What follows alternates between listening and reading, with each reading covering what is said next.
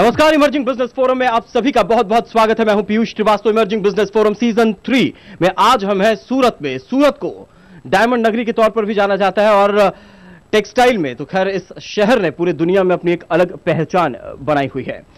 दरअसल कहते हैं कि यह वो शहर है जहां की हवा में ही धंधा बहता है। कई बड़े ब्रांड्स इस शहर ने पूरे देश को दिए हैं।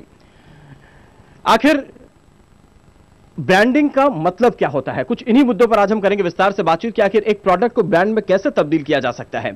क्या ब्रांडिंग का मतलब सिर्फ बड़े बड़े hoardings, advertisement, TV campaign, ad campaign ही होता है, या फिर ब्रांडिंग इससे ऊपर हटके कुछ अलग चीज होती है, एक ऐसी पहचान तो नहीं जो कि कम से कम आपकी कंपनी को एक अलग मुकाम पर पहुंचा सकती है। चलिए इसी के साथ अब हमारे तमाम पैनलिस्ट स्टेज पर आ चुके हैं। शो की शुरुआत करते हैं। पहला सवाल मेरे साहब, झा साहब आपसे है। ब्रांड की जब बात होती है तो आपसे ये जानना चाहेंगे आखिर ब्रांड का मतलब क्या है? What is a brand? देखिए, ब्रांडिंग किसी भी प्रोडक्ट को बेचने के लिए सबसे एक बड़ी टूल है। हम किसी प्रोडक्ट की साख डेवलप करने के लिए उसकी किसी कंपनी का जो कोई प्रोडक्ट है, उस प्रोडक्ट को हम जब मार्केट में लेके आते हैं और मार्केट में जब हम उसको अपने विभिन्न खरीदारों के बीच में हम लेके जाते हैं, तब वहां हमको असली कॉम्पिटिशन्स की फेस करना पड़ता है और हमको पता चलता है कि हमारी प्रोडक्ट की वैल्यूज क्या है। हम अपनी प्रोडक्ट की वहां एक साख बनाएं, उसको एक जो ग्राहक की भाषा में कहा जाता है कि ये इस ब्रांड का है, और उस ब्रांड के पीछे बहुत सारी चीजों का जोड़ना जरूरी है। किसी भी प्रोडक्ट को ग्लोबलाइजेशन आने के बाद जब इस अपने प्रोडक्ट को हम जब मार्केट में लेके जाते हैं तो मार्केट में हमको विभिन्न तरह की चुनौतियों का सामना करना पड़ता है। जब तक हम अपने ब्रांड को क्रिएट नहीं करते हैं तब तक हम उस चीज को आज के डेट में इतनी कॉम्पिटिटिव एज है कि हम अपने प्रोडक्ट को मार्केट नहीं कर पाएंगे। भाई आपसे मैं जानना चाहूँ, प्रफुल्ल साड़ी एक ऐसा नाम है जिसको कि आज किसी पहचान की जरूरत नहीं है। अपने आप को एक ब्रांड बनाने का ये जो आपका पूरा एक जो सफर रहा है, ये कैसा रहा है और कैसे आज आपने अपने इस नाम को भीड़ से अलग बनाया? मैं सूरत की बात करूं तो 87 में मैं सूरत आया था जी। यहाँ पे उस टाइम पे भी करीब करीब 10,000 कपड़े के व्यापारी अलग अलग नामों से कपड़े का ट्रेडिंग कर रहे थे ऑल ओवर इंडिया। जो संख्या आज बढ़ के मैं समझता हूँ 30,000 के करीब हो गई है। तो अगर दूसरे शब्दों में बोला जाए तो 30,000 ब्रांड आज सूरत में उपलब्ध हैं। अब 30,000 ब्रांड में आप आपकी पहचान कैसे बनाएंगे, यही सवाल हमारे दिमाग में उस टाइम पे था कि भाई ग्राहक को एक ऐसा ब्रांड दिया जाए, एक ऐसा नाम दिया जाए जिस पर वो विश्वास कर सके कि वैल्यू फॉर मनी है और उस प्रोडक्ट को लेने के बाद उसको तकलीफ ना हो। इसी विचार से हमने अपनी प्रोडक्ट प्रफुल्ल को ब्रांडिंग शुरू किया। ब्रांडिंग का मतलब होता है भरोसा। हम बाजार जाते हैं, कोई लेट्स से अगर एक शर्ट भी खरीदने जाते हैं तो हम वहां पर जाकर सबसे पहले देखते हैं कि कौन सा ब्रांड है। वो ब्रांड इमेज पहले से दिमाग में होती है। तो वो ब्रांड कैटेगराइजेशन आपने कैसे अपने आप को अलग किया? क्या यूएसपी थी आपके ब्रांड की जिसकी वजह से आप अलग हुए? हमारा यूएसपी था वैल्यू फॉर मनी। भाई जो चीज हमारा कस्टमर खरीद रहा है वो उचित दाम पे उसको अच्छा प्रोडक्ट मिल रहा है। और फैशन स्टेटमेंट की अगर मैं बात करूं, क्योंकि कपड़े का रिलेशन हमेशा फैशन से रहा है, लेटेस्ट प्रोडक्ट से रहा है, तो इस बात का ध्यान रखा गया कि क्वालिटी वाइज और उस टाइम के चलन के अनुरूप कपड़ा बनाया जाए ताकि कस्टमर को एक ब्रांड पे भरोसा रह सके कि भाई ये अगर मैंने प्रफुल्ल का कपड़ा लिया है तो आज के मुताबिक बराबर है। कहते हैं कि रातों रात ब्रांड नहीं बनाया जा सकता है। ब्रांड अपने आप में, किसी प्रोडक्ट को ब्रांड में तब्दील करना एक पूरा प्रोसेस होता है।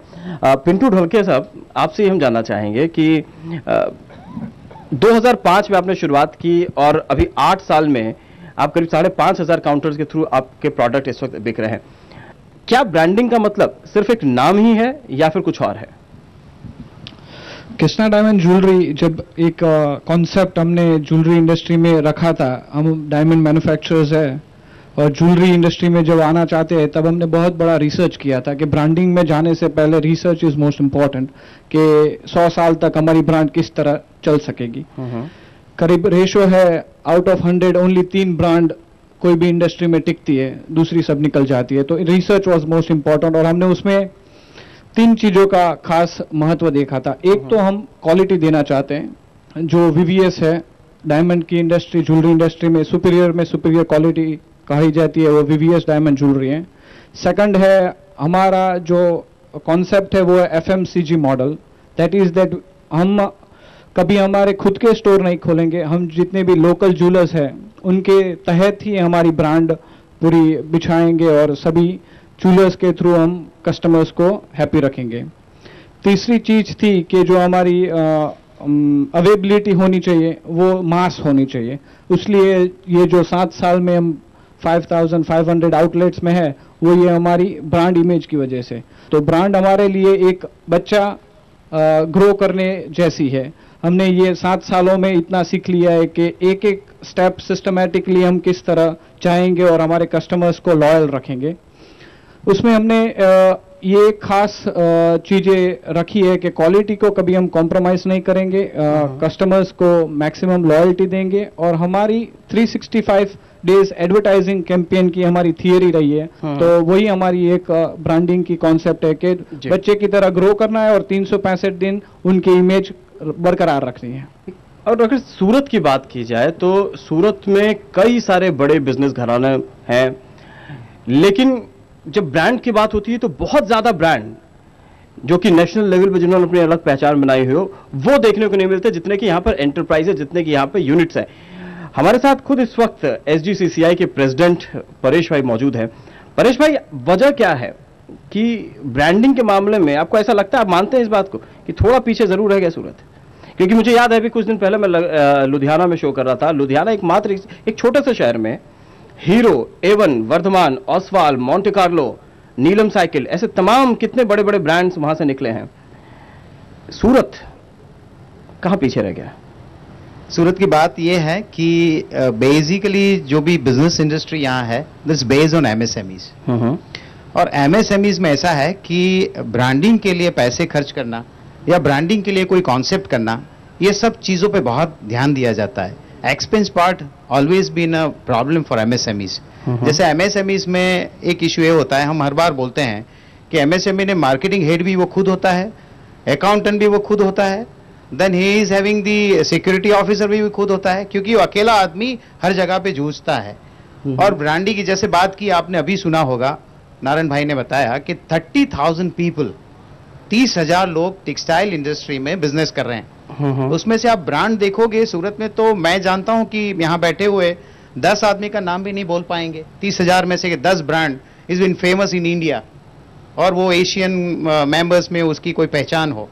तो ये सब चीज इसलिए मायने रखती है कि जब एमएसएमई सेक्टर्स होता है उनके साथ बहुत सारे प्रॉब्लम्स होते हैं, और उनके साथ साथ ये सब सपोर्टिव रोल जो हैं जैसे एनएसआईसी हैं, उस तरह के लोग उनके साथ जुड़ने चाहिए जिससे हम ब्रांडिंग में और ज्यादा आगे जा सके।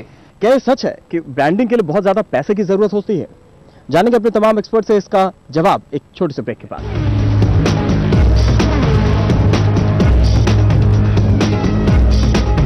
ब्रेक के बाद एक बार फिर आप सभी का स्वागत है। मैं हूं पीयूष श्रीवास्तव और आप देख रहे हैं Zee business emerging business forum season 3, और आज हम हैं डायमंड नगर यानी सूरत शहर में, जहां पर हम जानने की कोशिश कर रहे हैं कि एक प्रोडक्ट को ब्रांड में कैसे तब्दील करें। झा साहब, सवाल ये है कि आखिर वजह क्या है? What it takes to make a winning brand? इसमें हमारा थोड़ा सा आकलन जो है वो दूसरा है। मैं सूरत की ही बात करूं, काफी सालों से मैं सूरत से जुड़ा रहा हूं। एमएसएमई सेक्टर की प्रायोरिटी हमेशा एक दशक में चेंज होती रहती है। जो पहले थी, जो डेवलपमेंट और ग्रोथ का था, आज का फंडा दूसरा है कि हमको एमएसएमई ग्रोथ में हमको ब्रांड क्रिएट करना है, तभी हम ग्लोबल मार्केट में compete कर सकें।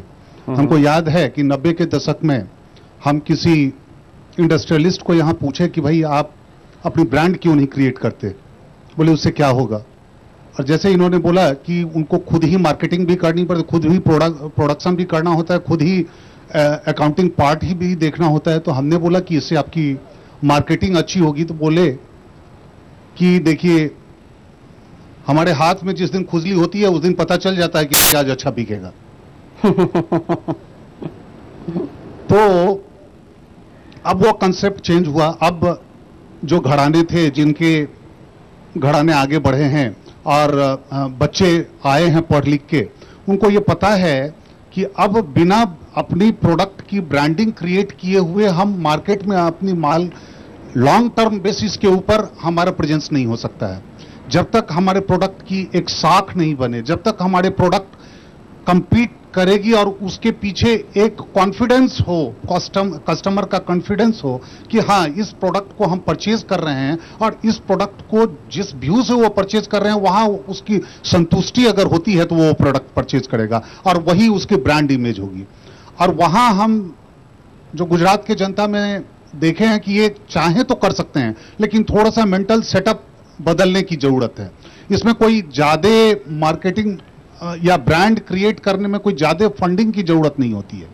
इसमें थोड़ी सी और जो ज्यादा लोगों का मानना है कि ब्रांड क्रिएशन मींस कि दिस इज ए एक्सपेंडिचर, यह एक्सपेंस खर्चा नहीं है, this is a investment, long term investment, जहां कि हम इन्वेस्ट करके अपने लॉन्ग टर्म बेसिस के ऊपर अपनी प्रोडक्ट की मार्केट वैल्यूज क्रिएट करते हैं जो कि आने वाले जनरेशंस को उसको पे करेगा। एग्जैक्टली अब ये भी बड़ा सवाल खड़ा होता है कि मुझे याद है किसी जाने माने एड गुरु ने कहा था, या ब्रांड इमेज जो क्रिएट करते हैं कंसल्टेंट्स, उन्होंने कहा था कि कम खर्चा में ज्यादा चर्चा। वो कैसे हो, वो बड़ी बात है। नारायण भाई, आपको क्या लगता है कि ये लैक ऑफ इंफ्रास्ट्रक्चर है, लैक ऑफ टेक्नोलॉजी है, लैक ऑफ इनोवेशन है, या lack of long term vision है जिसकी वजह से ब्रांड बनाने में पीछे रह जाते हैं एंटरप्रेन्योर्स? बजट फैक्टर एक काफी क्रूशल रोल आज प्ले करता है।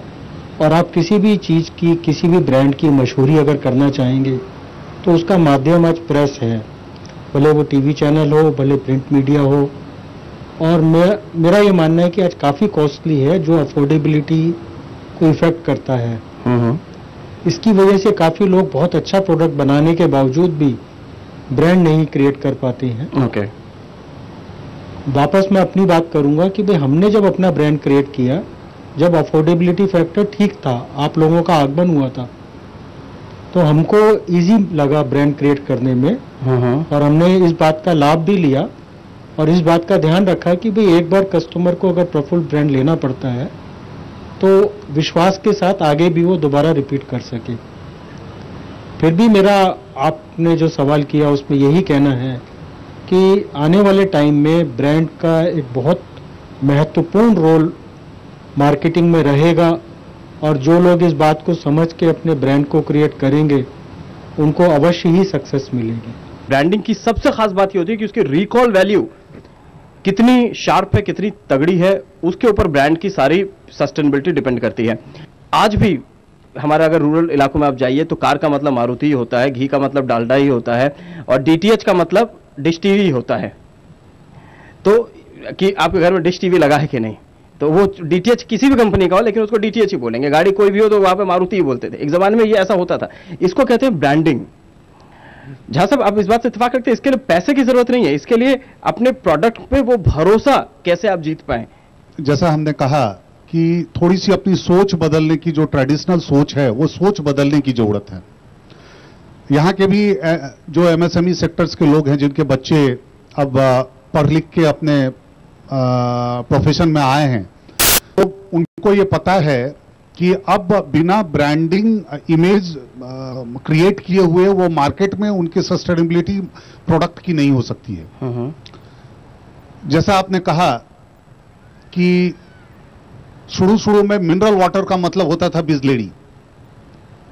लोग बोलते थे कि मिनरल वाटर, उसमें कोई ज्यादा खर्चा नहीं था और बस उसकी एक ब्रांड वैल्यूज क्रिएट करने के लिए उसने ये किया। और ये एक माइथ है कि इसमें बहुत ज्यादा खर्चा है, ऐसा कुछ भी नहीं। इसके बहुत सारे मीडियम्स हैं, कोई इलेक्ट्रॉनिक मीडिया या न्यूज़पेपर मीडिया या कोई होर्डिंग्स लगा के, जिसकी जितनी क्षमता है उस क्षमता के हिसाब से वो अपनी एक एडवर्टाइजिंग मीडिया क्रिएट करे जिसमें कि उसकी ब्रांड इमेज, जिसमें कि वो एक कस्टमर, जिस कस्टमर को वो टारगेट कर रहा है, उस कस्टमर्स की क्या उसकी एक्सपेक्टेशंस है उस प्रोडक्ट की, और उस एक्सपेक्टेशंस को वो फुलफिल करे, तो वहां उसके लिए आपको उसके जो प्रोडक्ट बना रहा है उसमें सिर्फ उसको सोच बदलने की जरूरत है।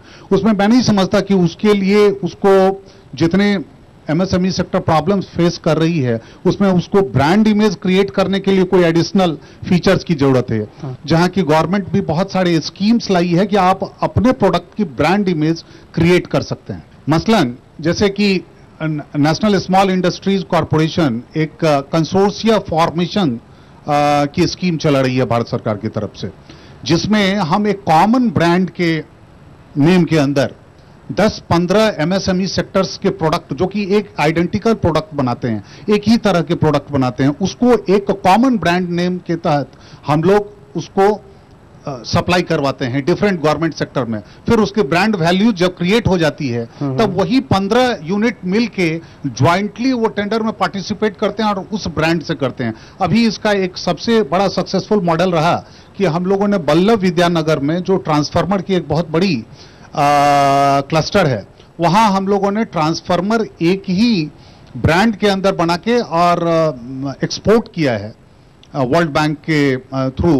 काठमांडू में, और बड़ा ही सक्सेसफुली वहां एक ब्रांड क्रिएट हुई है जो कि बल्लभ विद्यानगर में जितने भी ट्रांसफार्मर मैन्युफैक्चरर हैं उनको हम लोगों ने मिलकर किया है। परेश भाई, अगर हम एसोसिएशन लेवल की बात करें तो आपके लेवल पे किस तरह के स्टेप्स उठाए जाते हैं अपने यहाँ के अपने एंटरप्रेन्योर्स को प्रमोट करने के लिए, ताकि उनके जो ब्रांड्स हैं उनके ब्रांड्स को आप नेशनल और इंटरनेशनल प्लेटफॉर्म पर ले जाएं? क्योंकि मुझे पता है ऐसे कई सारी स्कीम्स हैं जिसके तहत आप प्रमोट कर सकते हैं। किस तरह के स्टेप्स आप लेते हैं इसमें? जब चैम्बर ऑफ कॉमर्स की बात आती है तो एक तो हम ये ब्रांड की जब भी बात आती है तो हम तो पहले ये सोचते हैं कि सेंट्रल गवर्नमेंट स्टेट गवर्नमेंट से कोई बेनिफिट मिलता है कि नहीं, और वो बेनिफिट हम चाहते हैं कि अपने मेंबर्स को हम पास ऑन करें। क्योंकि जैसे आपने पहले सुना होगा डायमंड के लिए जब हम कृष्णा की बात कर रहे थे तो उनका कहना था कि 365 we have one advertisement in any media.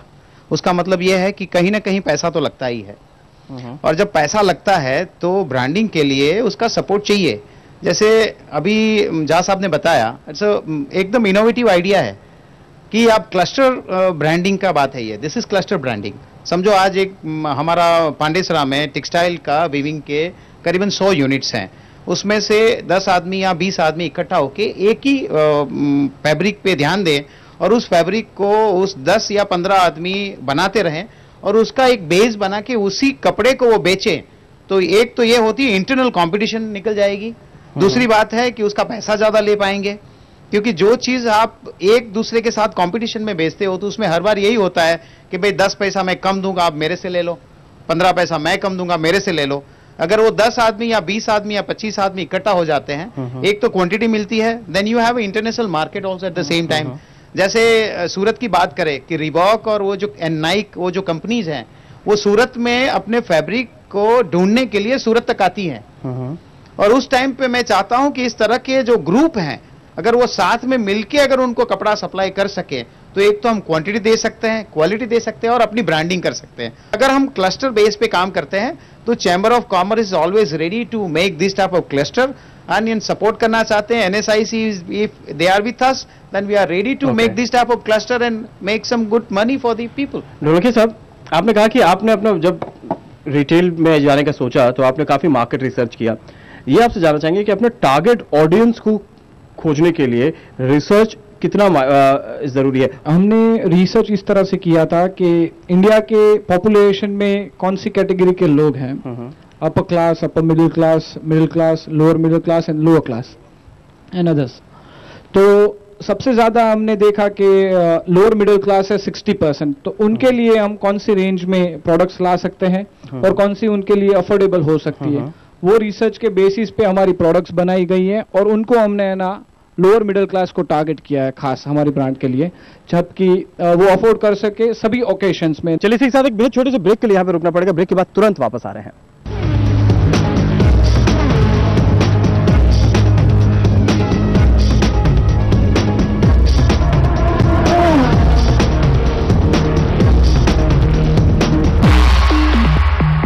Break बाद एक बार फिर आप सभी का बहुत बहुत स्वागत है। आप देख रहे हैं इमर्जिंग बिजनेस फोरम सीजन 3 और आज हमें सूरत शहर में बात हम कर रहे हैं कि किस तरह से बनाया जाए अपने प्रोडक्ट को एक विनिंग ब्रांड में। नारायण भाई, यूएसपी किसी प्रोडक्ट को ब्रांड में कन्वर्ट करने के लिए कितना ज्यादा अहम है कि आपका प्रोडक्ट कैसे बाकियों से अलग है? देखिए, कस्टमर का भरोसा बहुत ज़रूरी है किसी भी ब्रांड को पॉपुलर करने के लिए। जब तक कस्टमर को ये भरोसा नहीं होगा कि हाँ, मैं जो चीज़ खरीद रहा हूँ, अब किसी भी नाम की मैं चीज़ खरीद रहा हूँ, तो मुझे उसको विश्वास होना चाहिए भाई मैं बराबर प्रॉपर जो चीज़ उसको चाहिए वो मिल रही है। और यही ब्रांडिंग है। ऑफ कोर्स प्राइसिंग फैक्टर भी ध्यान में रखना चाहिए। ऐसा नहीं भाई आपकी ब्रांड पॉपुलर हो गई तो आप कुछ भी चार्ज कर लें कस्टमर से, वो तो मैं नहीं समझता प्रॉपर चीज़ है। बट तो यूएसपी की अगर हम बात करें तो मैं कस्टमर का विश्वास। अच्छा, ये भी कहते हैं, जब आपने विश्वास की बात की तो ये भी कहा जाता है कि सक्सेसफुल ब्रांड वही होता है जिसके साथ कस्टमर का एक इमोशनल कनेक्ट होता है। क्या आपको लगता है कि ये एक सबसे पीक होता है किसी भी ब्रांड के लिए, अगर वो हासिल कर लिया तो फिर तो आप हमेशा के लिए हैं? मेरा ये मानना है कस्टमर जब भी कोई ब्रांड में इन्वेस्ट करता है और उससे उसको सेटिस्फेक्शन मिलता है तो वो उसके साथ में जरूर अटैच होता है। चाहे वो हमारा कंज्यूमर प्रोडक्ट हो, चाहे टेक्सटाइल्स हैं, चाहे ढोलकिया जी का डायमंड आइटम है, कोई भी आइटम है, अगर कस्टमर को सेटिस्फेक्शन मिलता है तो नो डाउट वो रिपीट भी करता है उसको और भरोसा बैठता है उसको और इमोशनली वो अटैच होता है उस ब्रांड से। अटैच होने का फायदा ये है कि वो खुद तो उसको इस्तेमाल करता ही है, अपने मित्रों को, अपने रिश्तेदारों को भी उसकी तारीफ करता है। यानी कि आप मानते हैं ना कि तमाम एडवर्टाइजिंग के जो तमाम मोड हैं उनसे बढ़कर माउथ पब्लिसिटी बेस्ट मोड होता है। इसमें कोई दो राय नहीं है। आप लाख टीवी पे, मुझे लगता है कि आप लाख टीवी पे कोई भी गाड़ी का ऐड देख लीजिए, लेकिन आपका अगर किसी दोस्त ने वो गाड़ी ली तो आप उससे एक बार जरूर पूछेंगे यार गाड़ी कैसी चल रही है, ना कि वो ऐड देख के आप लेंगे। मैं आपकी बात से बिल्कुल सहमत हूँ। कस्टमर जो भी सेटिस्फाइड है, अगर उसने तारीफ की है उस आइटम की, तो नो डाउट उससे बढ़िया कोई एडवर्टीजमेंट नहीं। एक बेहद स्पेसिफिक सवाल जहां सा मेरा आपके लिए है और उसके बाद फिर हम फ्लोर ओपन करना चाहेंगे क्यूएनए सेशन के लिए। जहां साहब ये आपसे जानना चाहेंगे कि चेंजिंग ट्रेंड्स के साथ अपने प्रोडक्ट को चेंज करना कितना ज्यादा इंपॉर्टेंट है ब्रांड बिल्डिंग के लिए? ब्रांडिंग के लिए 4 P's की जरूरत होती है हमारे हिसाब से। एक, आपकी प्रोडक्ट क्या है, आपकी प्राइस क्या है, आपकी प्लेस कौन सी है और आपका प्रमोशन क्या है। ये 4 P's को अगर हम कंसीडर करते हैं तो वो प्रोडक्ट का एक प्रोडक्ट वैल्यूज क्रिएट होती है और प्रोडक्ट वैल्यूज क्रिएट होके उसका वो एक उसकी बाजार में एक प्रेस्टीज डेवलप होता है उस प्रोडक्ट का। जो जिस तरह से सब ट्रेंड चेंज हर कहते हैं कि ज्यादातर अगर हम टेक्सटाइल में बात कर रहे हैं या लग्जरी उसमें जो हमारे एक्सेसरीज हैं उसमें ट्रेंड काफी तेजी से चेंज हो जाता है और बदलते ट्रेंड के साथ प्रोडक्ट को चेंज करना कितना जरूरी है ब्रांडिंग के लिहाज से? नहीं, बदलते हालात के साथ आपको चेंज करने की तो जरूरत है क्योंकि टारगेट कस्टमर्स जो हैं वो चेंज होते रहते हैं और उस टारगेट कस्टमर्स को आपको उसको मद्देनजर रखते हुए कि आप के कस्टमर्स की क्या जरूरतें हैं। अब एक जूता प्रोडक्ट है और एक अगर फैब्रिक कोई प्रोडक्ट है तो उसके टारगेट ऑडियंस, टारगेट कस्टमर्स अलग अलग होंगे और उस टारगेट कस्टमर्स को हमको करने के लिए पहले एक सर्वे करवाना होगा कि कैसे, जैसे उन्होंने कहा कि हमने पहले देखा कि हमारे इस कंट्री के अंदर कितने किस कैटेगरी के लोग हैं जो इसको यूज करते हैं। ऐसे ही जो हम प्रोडक्ट लॉन्च कर रहे हैं मार्केट के लिए, उसके ब्रांड वैल्यू क्रिएट करने के लिए जब तक हमको ये पता नहीं होगा कि ये प्रोडक्ट किसके पास जा रही है और उनकी एक्सपेक्टेशन क्या है इस प्रोडक्ट से और जो दूसरे प्रोडक्ट वो परचेज कर रहे हैं उस प्रोडक्ट के कंपैरिजन में हमारा प्रोडक्ट कहां स्टैंड करता है, वो हमको पता लगाने की जरूरत है। जब तक हम वो पता नहीं लगाएंगे तब तक हमारे दूसरे प्रोडक्ट की ब्रांड वैल्यूज कभी क्रिएट नहीं हो पाएगी। जी नारायण भाई, इनोवेशन कितना इंपॉर्टेंट है? जब बदलते ट्रेंड की हम बात कर रहे हैं तो समय समय पर एक नया इनोवेशन अपने ब्रांड को सस्टेन करने के लिए कितना इंपॉर्टेंट है? पीयूष जी, टेक्सटाइल की अगर मैं बात करूं तो इनोवेशन बहुत बहुत ज्यादा इंपॉर्टेंट है क्योंकि टेक्सटाइल हमेशा फैशन से जुड़ा रहा है जी। और अभी इतना बॉलीवुड का प्रचार कह लीजिए, आपके टीवी चैनल्स पे सोप ओपेरास कह लीजिए, इतने सारे सोप्स आने लग गए अभी, तो उनके माध्यम से अभी कस्टमर में जो जागरूकता आ रही है और बदलाव आ रहा है सिनेरियो में, तो उसके अनुरूप प्रोडक्शन हाउस को कोई भी टेक्सटाइल का जो काम कर रहा है उसको उसके अनुरूप अपने आप को चेंज करना तो बेहद जरूरी है। जी जहाँ सब you want to add something? जब हमारे किसी भी सेक्टर की इंटरप्राइज की कोई प्रोडक्ट की एक ब्रांड क्रिएट हो जाती है, तो जब ब्रांड क्रिएशंस के बाद मार्केट सिनेरियो हमेशा चेंज होता रहता है। ये जब हमारी ग्लोबल मार्केटिंग हम कर रहे हैं और इतना ये हो गया, तो हमेशा यहाँ प्रोडक्ट चेंज होते रहते हैं और उस चेंजिंग प्रोडक्ट में अपने को compete करने के लिए हमको इनोवेटिव आइडियाज लेके आने होंगे। परेश भाई, ये आप समझाना चाहेंगे कि चूंकि आपने बताया कि चैम्बर के लेवल पर कई इस तरह के कोशिश होती है और खासतौर से जो आपके ट्रेड एग्जीबिशंस और जो दूसरे जगह डेलीगेशंस आपके लेके जाते हैं, इस तरह की जो एक्टिविटीज आपके लेवल पे होती है, ये कितना इंपॉर्टेंट होती हैं? ट्रेड डेलीगेशन की हम बात करते हैं और एग्जीबिशन की, दोनों चीज बहुत मायने रखती है ब्रांड के लिए, क्योंकि आपको एक प्लेटफॉर्म मिलता है। जैसे हम एग्जीबिशन की बात करते हैं, करीबन मेरे यहाँ सामने 72nd प्रेसिडेंट और 20-25 साल से एग्जीबिशंस तो चैम्बर में होते आ रहे हैं और हर चैम्बर में कोई ना कोई ब्रांड को सपोर्ट मिल जाता है। जैसे एक एग्जांपल दे रहा हूं मैं कि अभी करीबन 4-5 महीने पहले स्पार्कल करके एक एग्जीबिशन हुआ, उन्हें मारुति एंटरप्राइज करके एक कंपनी ने पार्टिसिपेट किया। They are doing this for the first time और उन्हें पहली बार जब वो आए, उनका कॉन्सेप्ट ऐसा था कि जो यंग जनरेशन की बात अभी आपने सुनी कि यंग जनरेशन में उसका बेटा था, वो बोल रहा नहीं पापा हमको तो इस टाइम एग्जीबिशन में पार्ट लेना है, और पिताजी ये बोल रहे थे कि अपनी साख ही ऐसी है कि लोग कस्टमर ऑटोमेटिकली अपनी ऑफिस आएंगे, हमसे बात करेंगे और प्रोडक्ट लेके जाएंगे। तो बेटे ने बोला नहीं पापा इस टाइम हम पार्टिसिपेट करेंगे। उनके पार्टिसिपेशन के बाद जब मैं करीबन 1 महीने के बाद मिला तो उनका ये कहना था कि मेरी ये गलती थी कि मैं बैठे बैठे सबको बोल रहा था कि मेरी ऑफिस जो आएगा मेरे साथ जो डिस्कस करेगा उसी को मैं माल दूंगा।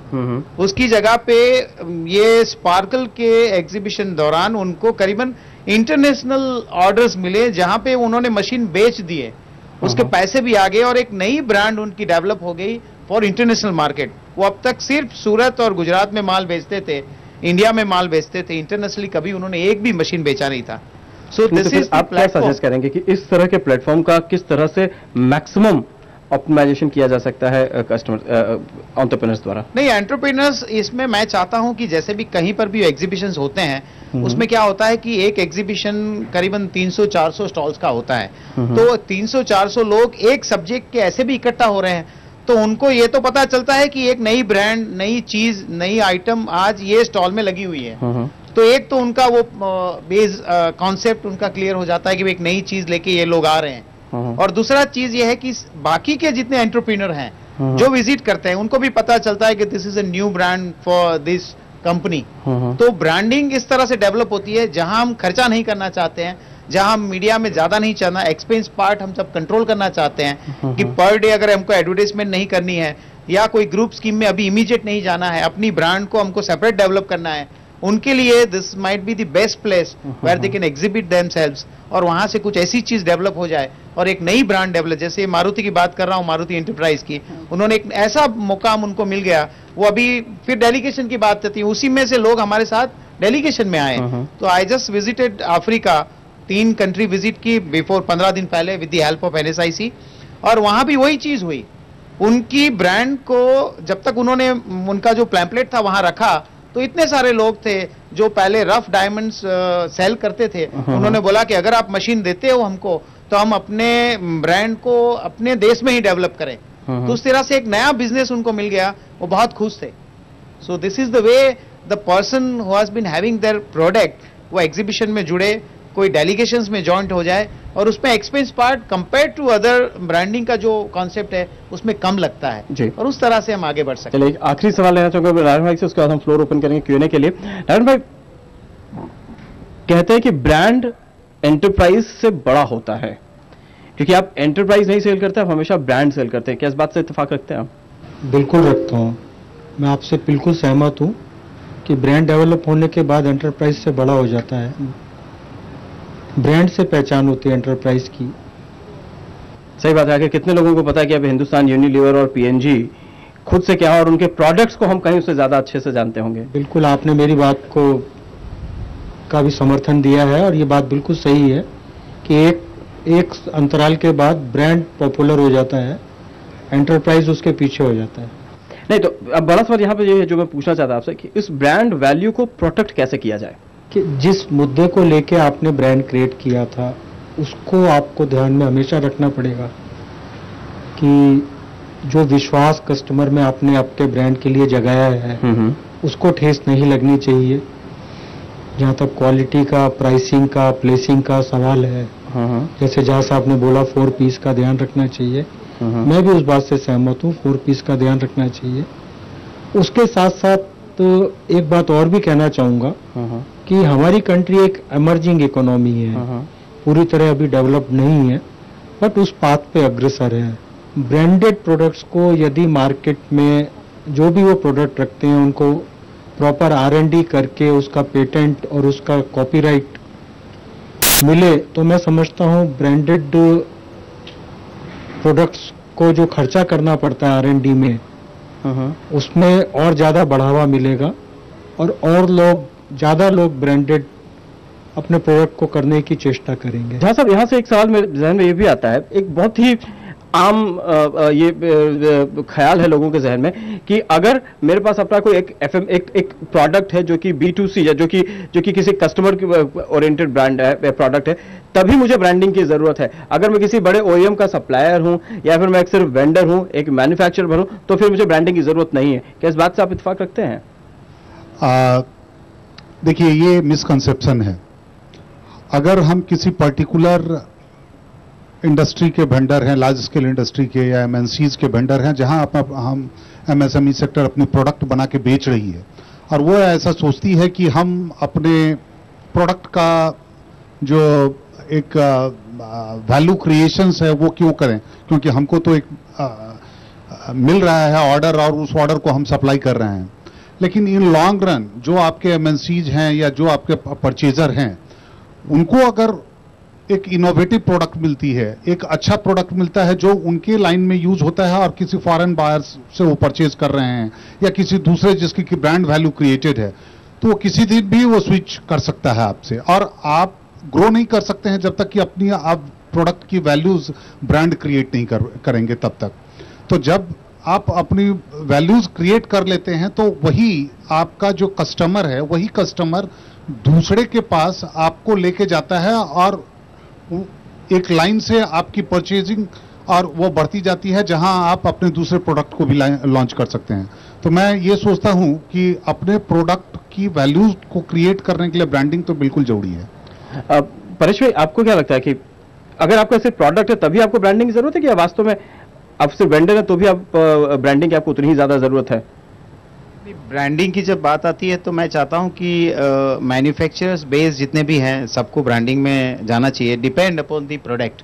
जैसे कई बार हम सूरत की बात करते हैं तो सूरत में basically we are having the fabrics, तो एक वीवर है, उनको बेस उनका ब्रांडिंग नहीं है, उनका ब्रेड है प्रोडक्शन अच्छा हम किस तरह से करें, क्वालिटी कैसे बनाएं। जैसे मैं प्रफुल्ल की बात करूं तो प्रफुल्ल सारीज का जो बेस है वो उनका प्रिंटिंग की एक क्वालिटी है, उसमें बेस जो है वो लोकल मार्केट है। तो जो लोग वीविंग करते हैं उनके लिए ब्रांडिंग इतना इंपॉर्टेंट नहीं है, वो ये चाहते हैं। लेकिन मुझे लगता है कि ब्रांडिंग का मतलब होता है, एक लाइन में अगर इसका मतलब है कि आप लोगों का भरोसा कैसे जीत पाते हैं। अब आपका प्रोडक्ट हो चाहे आपकी सर्विस हो। नारायण भाई बताइए, क्या आप इस बात से इत्तेफाक रखते हैं कि आपको लगता है कि एक ब्रांडिंग का मतलब होता है भरोसा जीतना? अगर आप एक अच्छे वेंडर हैं तो आपके पास ज्यादा ऑर्डर्स आएंगे, अगर आप यानी वहां पे भी कहीं ना कहीं आपकी ब्रांडिंग और मार्केटिंग काम आती है। देखिए, ब्रांडिंग तो अगर आपका प्रोडक्ट अच्छा है और आप ट्रेडिंग के अंदर एज ए रॉ मटेरियल आप अपने प्रोडक्ट को सप्लाई कर रहे हैं तो आपकी स्वाभाविक तौर पे ब्रांडिंग बन जाती है। बहुत जल्दी नहीं बनती, तो थोड़े टाइम में बन जाती है। अगर आपने अपने क्वालिटी का और अपनी प्राइसिंग का ध्यान रखा है तो नो डाउट आपकी पहचान एक इंडस्ट्री के अंदर बनती है कि भाई मिस्टर एक्स या मिस्टर वाई जो प्रोडक्ट बना रहे हैं वो प्रोडक्ट लेने जैसा है। ब्रांडिंग का हमारे यहाँ पे ज़्यादातर जो कंसेप्ट नॉर्मल तरीके से देखा जाता है वो देखा जाता है कंज्यूमर एंड पे। जी। एंड यूजर जो है वो प्रोडक्ट जब लेता है तो उसमें ब्रांडिंग का बहुत ज़्यादा महत्व है।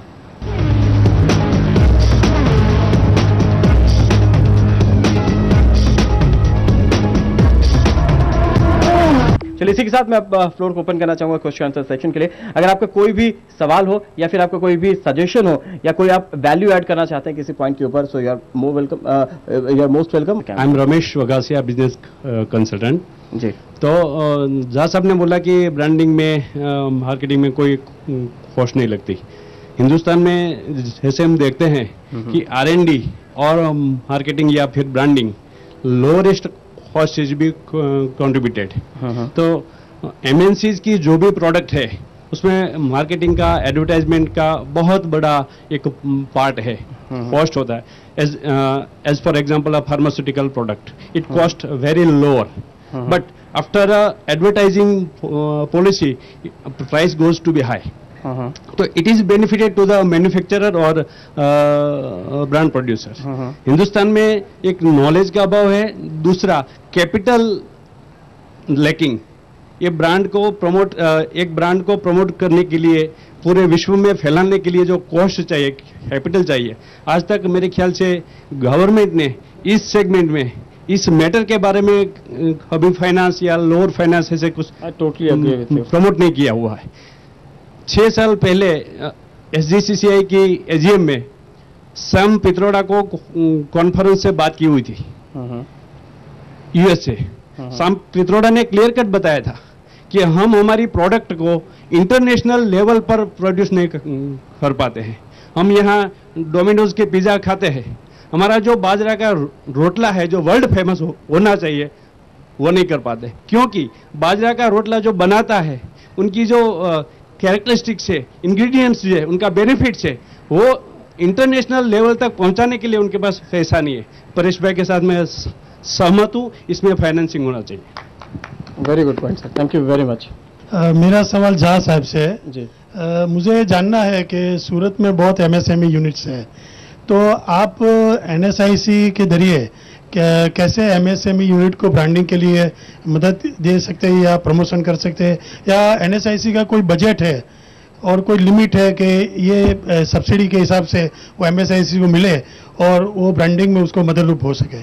जैसा कि हमने कहा, यह हमारी एक स्कीम है जिसमें हम कंसोर्शिया फॉर्म करके एक प्रोडक्ट का, एक आइडेंटिकल प्रोडक्ट, अब मान लीजिए कि कोई टेक्सटाइल यूनिट, वीविंग यूनिट है, कोई साड़ी बना रही है और 15 यूनिट अगर वही साड़ी बना के बेच रही है, तो हम लोग इंटरनेशनल मार्केट में एक ब्रांड क्रिएट करते हैं आप लोगों के सहमति से। वो 15 मैन्युफैक्चरर बोलेंगे कि मैं बिमल या सिग्मा ब्रांड के अंदर ये बनाऊंगा, उसकी ये स्टैंडर्ड होगी, उसकी ये विश्वसनीयता होगी।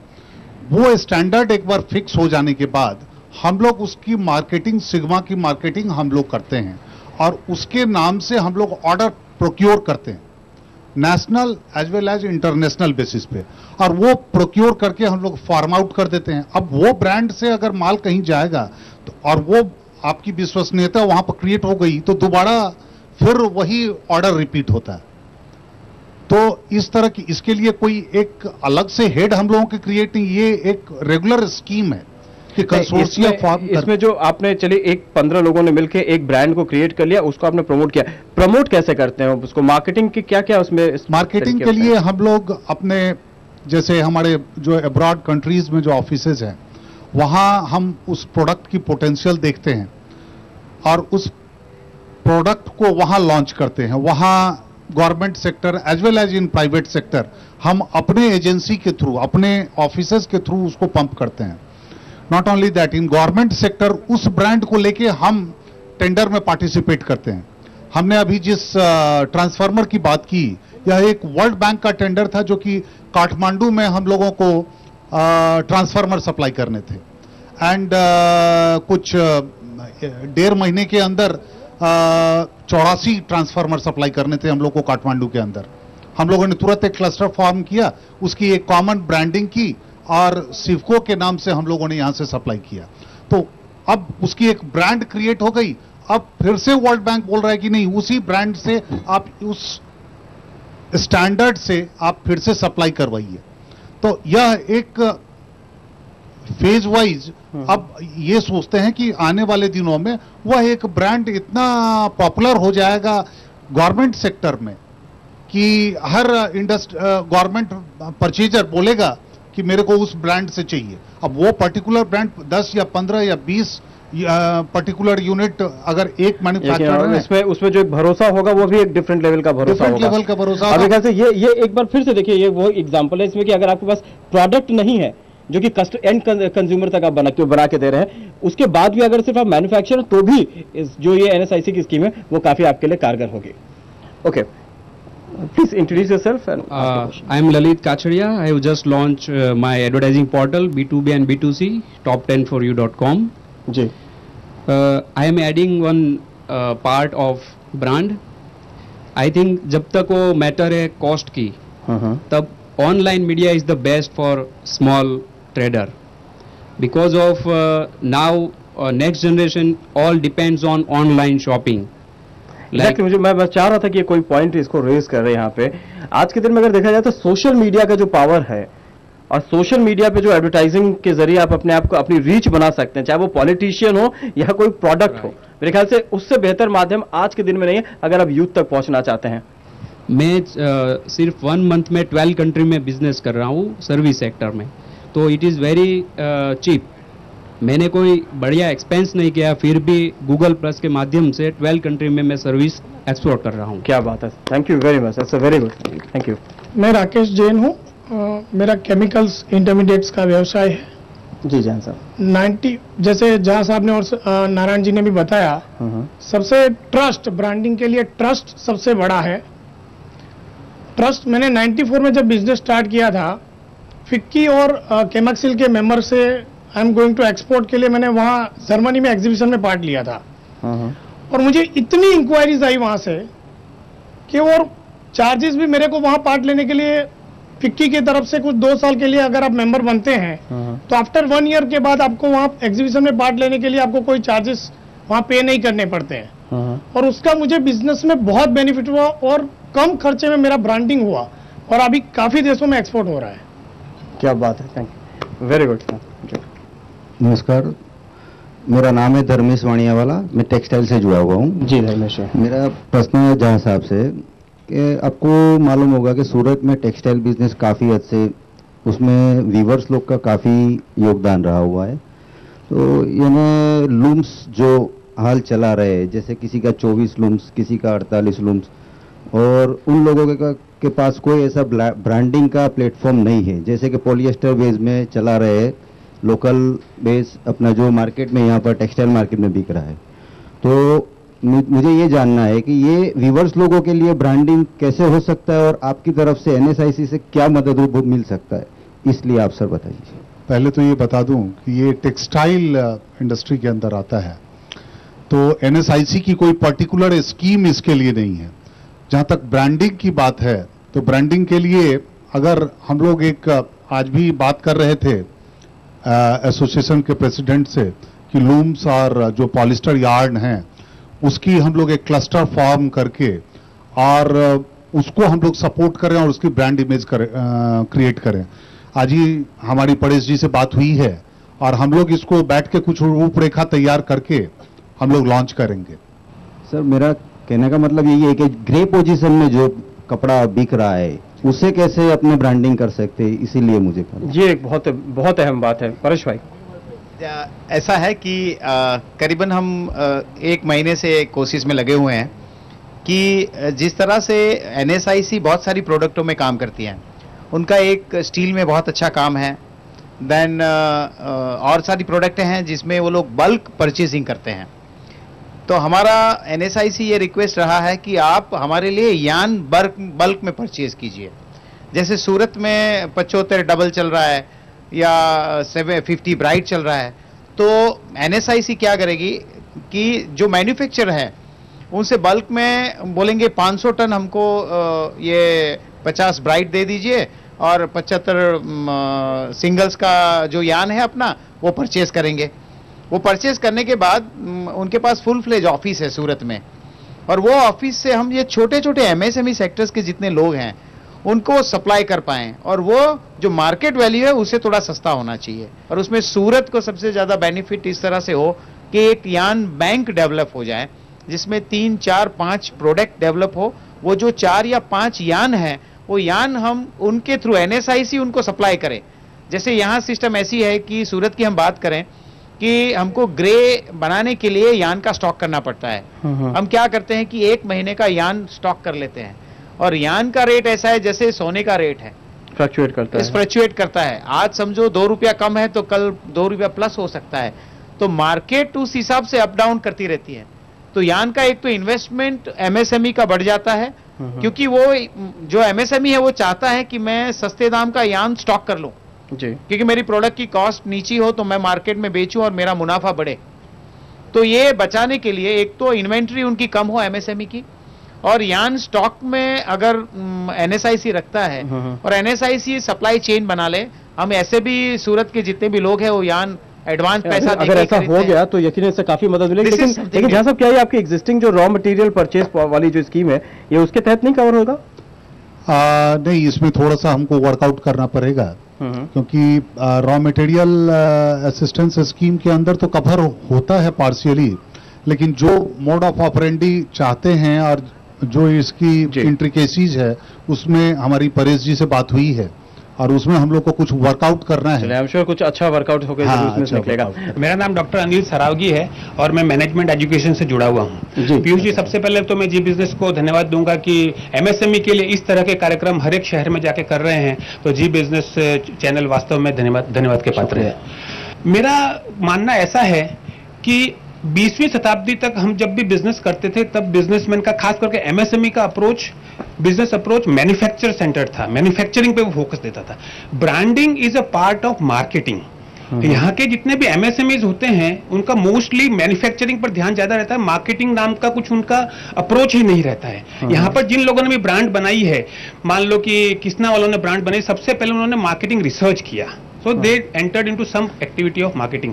प्रफुल्ल वालों ने कुछ एडवर्टीजमेंट की, राकेश जैन जो कि मेरे खास मित्र हैं उन्होंने एग्जीबिशन में पार्टिसिपेट किया। मतलब कि कस्टमर को प्रोएक्टिवली अप्रोच करने का थोड़ा सा मेंटल एप्टीट्यूड उनका रहा हुआ है। सो ब्रांडिंग अपने आप बनती है जब आप मार्केटिंग अप्रोच अपनाते हैं। तो मेरा एमएसएमईज के लिए खास एक संदेश है कि सिर्फ मैन्युफैक्चर करके बना के बैठे रहने की अपेक्षा मार्केटिंग में यदि आप अपना समय इन्वेस्ट करेंगे तो ब्रांडिंग का आपका जहन अपने आप बनेगा। और जैसा कि आप एमएनसीज की बात करते हैं तो मैन्युफैक्चरिंग को अपनी स्ट्रेंथ मानते ही नहीं है। They always believe that brand is our investment and our property. चलिए इसी के साथ इसी नोट पर इस कार्यक्रम को फिलहाल यहीं पर खत्म करना चाहेंगे। सूरत से लेना चाहेंगे हम इजाजत।